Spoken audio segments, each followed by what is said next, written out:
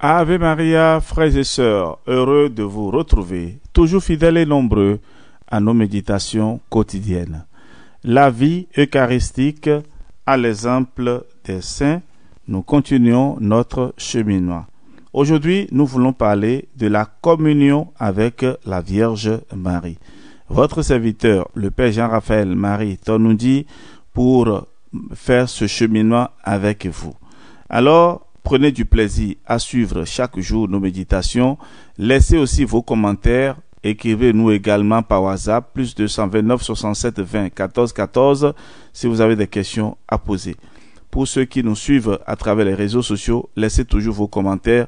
Cela nous donne la force pour avancer, savoir donc que vous nous suivez. La communion avec la Vierge Marie, c'est quoi?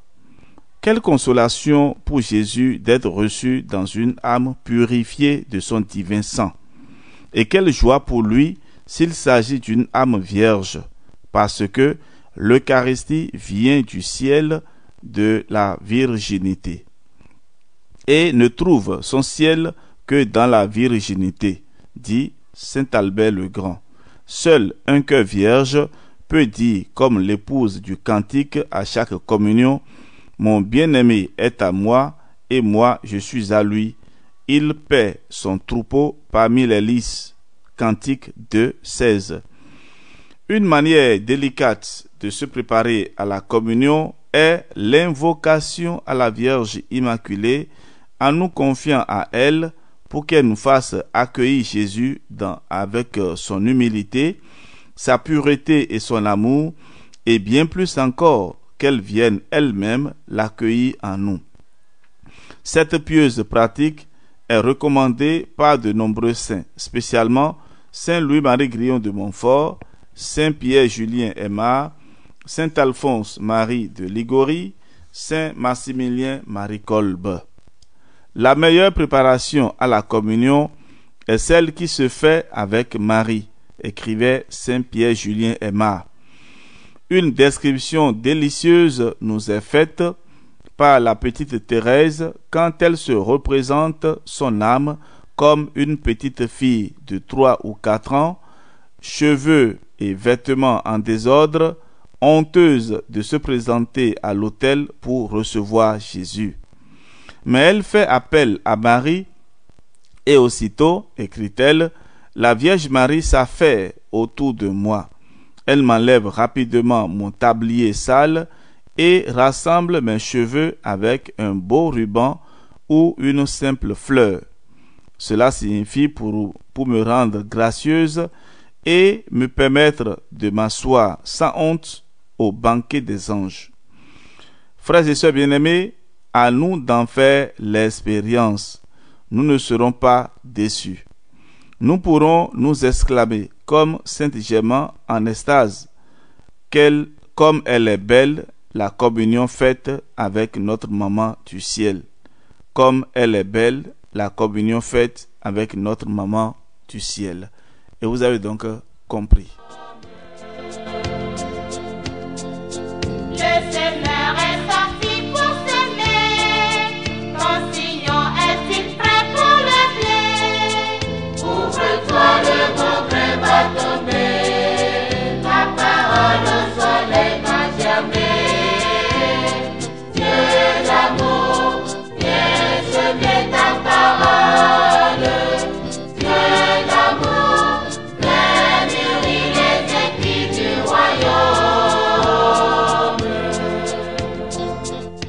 Oui, frères et sœurs, nous allons continuer notre méditation et cette fois-ci, nous voulons parler de l'action de grâce après la Sainte Communion. Suivez bien cette méditation. Le temps de l'action de grâce, c'est-à-dire remerciement, le temps de l'action de grâce au moment de la Sainte Communion est le moment le plus réel de l'intimité d'amour avec le Christ Seigneur. Amour d'appartenance totale réciproque, non plus de 2 personnes, mais une seule, dans l'âme et dans le corps. Amour de compénétration et de fusion, lui en moi et moi en lui, pour nous consumer dans l'unité et l'unicité de l'amour. Sainte Germaine Galgani disait à Jésus avec tendresse, tu es ma proie d'amour, comme je suis la proie de ton immense charité. Dans la communion eucharistique, l'âme réalise vraiment en cette céleste union virginale l'amour nuptial du Seigneur, l'époux auquel on peut dire avec le transport très tendre de l'épouse du cantique, ravie en extase, qu'il me donne un baiser de sa bouche.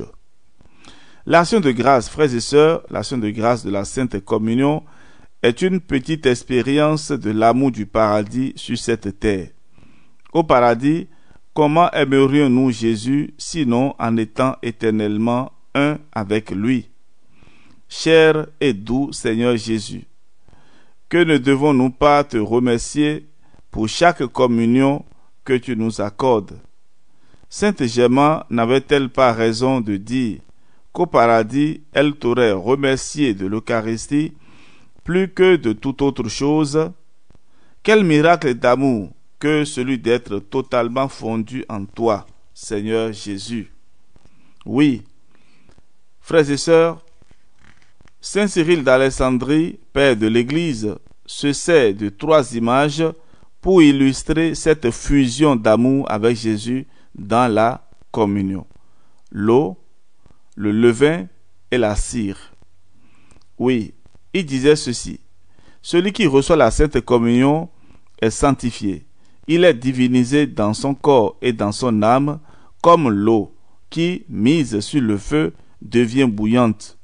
La communion agit comme le levain immergé dans la farine, toute la pâte fermente. De la même manière que la cire de 2 cierges fondant ensemble devient l'un et l'autre, je crois que celui qui se nourrit de la chair et du sang de Jésus-Christ se fond en lui par une même transformation avec lui. Il est dans le Christ et le Christ est en lui. Saint Germain Galgani parlait avec stupéfaction de l'union eucharistique entre Jésus, mon tout, et Germain, le rien, et extasiée, elle s'écriait: quelle douceur, Jésus, dans la communion! Serré dans tes bras, je veux vivre. Serré dans tes bras, je veux mourir. Le bienheureux Contado Ferrini écrivait: la communion, ô douce étreinte du Créateur avec sa créature, ô élévation ineffable de l'esprit humain, que peut posséder le monde qui puisse être comparé à ces joies célestes très pures, à ces avant-goûts de la gloire éternelle? Que l'on pense également à la valeur trinitaire de la Sainte Communion. Un jour, après la communion, Sainte Marie-Madeleine de Paty, à genoux parmi les novices, les bras en croix, leva les yeux au ciel et s'écria, nous citons: mes sœurs, si nous comprenions que pendant la durée des espèces eucharistiques en nous, Jésus est présent et agit en nous de manière inséparable avec le Père et le Saint-Esprit, et donc avec toute la très sainte Trinité. Fin de citation. Et elle ne put terminer parce qu'elle fut ravie en extase. Pour cette raison, les saints, quand ils le pouvaient, n'imposaient pas de limite au temps de l'action de grâce qui pouvait durer plus d'1 heure. Sainte Thérèse de Jésus recommandait à ses filles, nous citons: entretenons-nous tendrement avec Jésus et ne perdons pas l'heure qui suit la communion. C'est un moment excellent pour traiter avec Dieu et lui soumettre les préoccupations de notre âme. Puisque nous savons que Jésus demeure en nous aussi longtemps que nous n'avons pas digéré les espèces du pain, nous devons avoir un grand soin de ne pas perdre une si belle occasion de traiter avec lui et de lui présenter tous nos besoins. Saint François d'Assise, Saint Joseph de Cupertino, Sainte Julienne Falconieri, Sainte Catherine, Sainte Véronique, Sainte Germaine et tant d'autres saints semblaient presque toujours en extase aussitôt après la communion. Le temps alors, seuls les anges le mesuraient. Parfois même, il fallait arracher Sainte Thérèse d'Avila de force à la table de communion des moniales. Saint Jean d'Avila, Saint Ignan de Loyola et Saint Louis de Gonzague accomplissaient leur action de grâce à genoux durant 2 heures. Sainte Marie-Madeleine de Paty n'aurait même pas voulu l'interrompre et il fallait le contraindre à se nourrir un peu. Elle disait: les minutes qui suivent la communion sont les plus précieuses de notre vie, car ce sont les moments les plus favorables pour traiter avec Dieu et pour Dieu de nous communiquer son amour. Saint Louis-Marie Grillon de Montfort, après la messe, ressentait au moins une demi-heure. Saint Louis-Marie Grillon de Montfort, après la messe, restait au moins une demi-heure en action de grâce et il n'y avait aucune préoccupation ou engagement qui pouvait la lui faire omettre. Je ne donnerai même pas cette heure d'action de grâce pour une heure de paradis. Prenons nous aussi, chers frères et sœurs bien-aimés, une décision. Aussitôt après la communion, faisons notre possible pour que l'action de grâce dure au moins un quart d'heure et que rien ne lui soit préféré.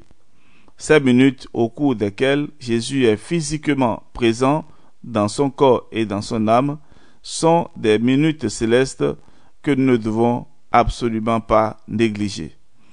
Je sais que vous êtes tous au rendez-vous et que vous êtes toujours ponctuels, raison pour laquelle je m'arrête là aujourd'hui en vous souhaitant une bonne condition d'écoute, en vous souhaitant bonne journée et que la paix soit en vous, au nom du Père et du Fils et du Saint-Esprit. Amen. Dieu d'amour.